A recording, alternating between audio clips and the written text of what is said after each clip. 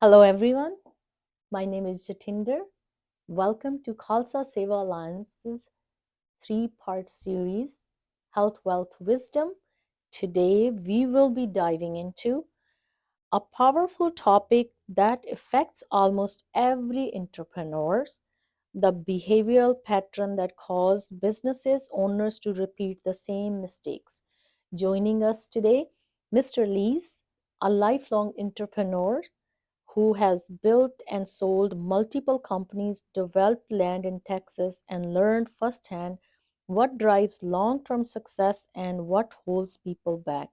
In this three-part series, we will explore why our habits shape our business results, how to identify self sabotaging patterns, and what practical changes can help us break the cycle and grow stronger businesses. So, we are going to be talking about today in this series recognizing repeated mistakes. So, Mr. Lees, you have built and sold several businesses in your experience. What are the most common mistakes you see entrepreneurs repeat? Well, I think there are so many of them. I think right at the beginning of setting up an enterprise, um, there are so many things that you have to think about that most people don't. They just Mhm, think that they have an idea and that's it. They're going to do it. mhm, And while that is exciting and it's a good attitude in many ways, they forget to they forget to think about what it is that they're committing to.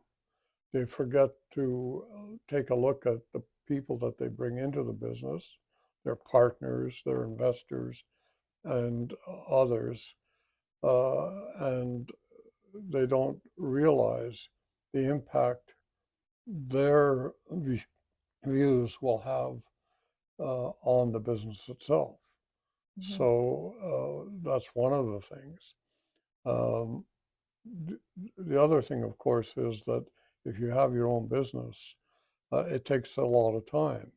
It takes a lot of time, a lot of effort, and there are trade offs. And if you have a family, the trade offs are almost instantaneous, where you can't spend as much time with mhm, your family as you normally have. You also have to take into consideration that the impact on the family is such that they may derail your entire uh, objectives. And and oftentimes, when I look at businesses that are starting to fail, I realize that it's not it's not that the business is ruining the family; it's the family that's ruining the business. mhm, And of course, we all applaud people who choose the family over their business. But that basically means that just about anyone with a family will choose the course that the family wants rather than the business, okay. what is required in the business. Hmm. But that's just a Interesting. few of the that's there are so many things at the beginning Mhm, that impact how it's going to turn out that it's almost there's a friend of mine who called it baked in the cake, that at the beginning the way you set it up and the people you have involved, it's baked in the cake. So meaning that it's inevitable that mhm, because of the way you've set it up, because of the structure of the company, you pretty well set it up to fail. So you need to have all the advices before you get into any business. I think it's not only advice, I think that's certainly part of it, but you have to listen to that advice because everybody Mhm, gets advice and they get advice from different sources.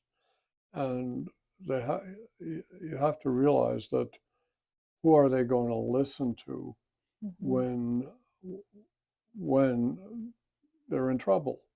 And usually They listen to the people who say, uh, give the worst advice.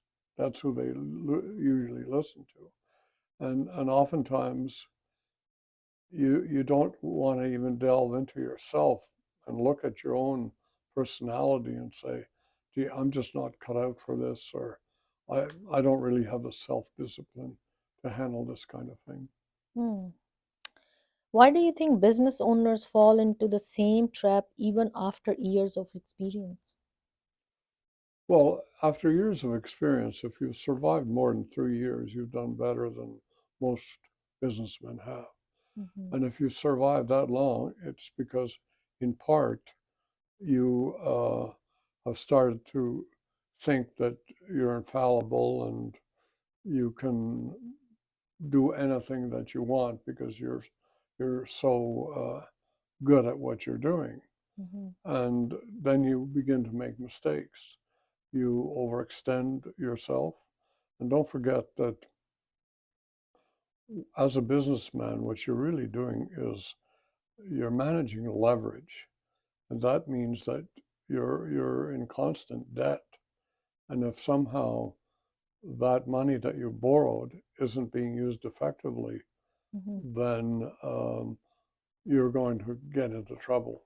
And leverage is probably one of the biggest problems Mhm. that, or one of the biggest issues that businessmen have to contend with. And it can be very positive if you know how to use it, and it can be very detrimental. It can absolutely destroy a business if you don't know how to manage leverage. Hmm. Can you share a story from your journey where small oversight turned into a major lesson? Something that turned into a major lesson. Mm-hmm. Well, in my case, there are probably many of them. I, I think that having being a bit of a narcissist when you have small successes makes you think that you're infallible. You can't make any mistakes. And that's when you make your biggest mistakes. Mm-hmm. Uh, you can't, they talk about believing in yourself. Well, I think believing in yourself is good, but you also have to believe that when you're not competent at something, that you have to change your ways. Hmm. What's the one mistake you wish someone had stopped you from repeating early in your career? Oh boy. Probably early in my career, I started buying farmland, and I bought hundreds of acres of farmland because back in my day, farmland was quite cheap. Now, the mistake I made was that I started farming it.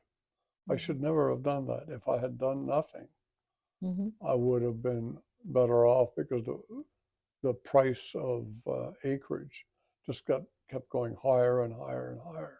But I kept insisting I was going to grow different things on my farm, like corn and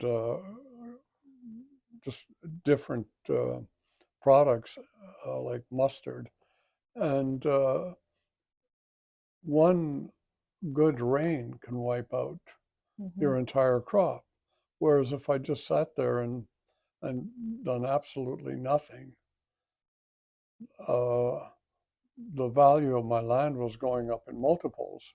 Mm-hmm. And finally, what saved me was not the crops that I grew on the farm, but the fact that somebody else wanted to buy it at a much higher price.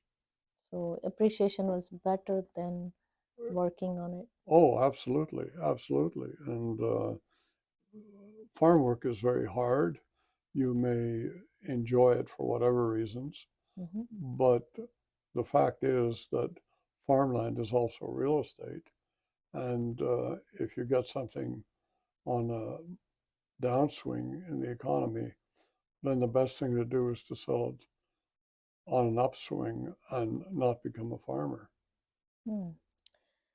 So As we concluded these four questions, what advice would you give to somebody before they start business, and what book you would recommend before they get into getting advice from families and from friends?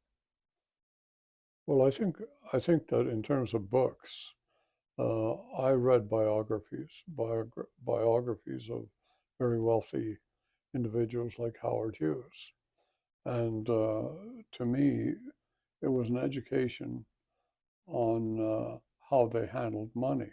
I think it's more important to know how money works than it is how a particular business model works. I Mm-hmm. mean, a good business model incorporates how money works. It takes into account all Mm-hmm.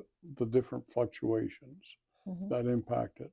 But if you don't understand money, you really don't understand that whatever business you start is impacted by bank rates and all kinds of very sophisticated financial instruments that determine, almost predetermine your success. Mm-hmm. So just the fact that you produce a great commodity does not mean that financially you're going to be successful. Hmm. Thank you. We're going to end this series. So, any message that would like to give for further advice if anybody is looking to Well, contact you? I don't know about contacting me. I'm happy to talk to anyone, but uh, free advice is worth exactly that. It's worth nothing, but it has to do with if someone wants to talk to me seriously about their business, then there is a certain intensity of purpose they need to have, because the chances are pretty good that if you're just going out for some exploration, it's not going to work for you. You're better off having a job and having a safe project to work on. Thank you for being here, and we will see you in next series. Um, if you recognize some of these patterns in yourself or your business, leave a comment or connect with us at Khalsa Seva Alliance. We're here to grow together. Thank you.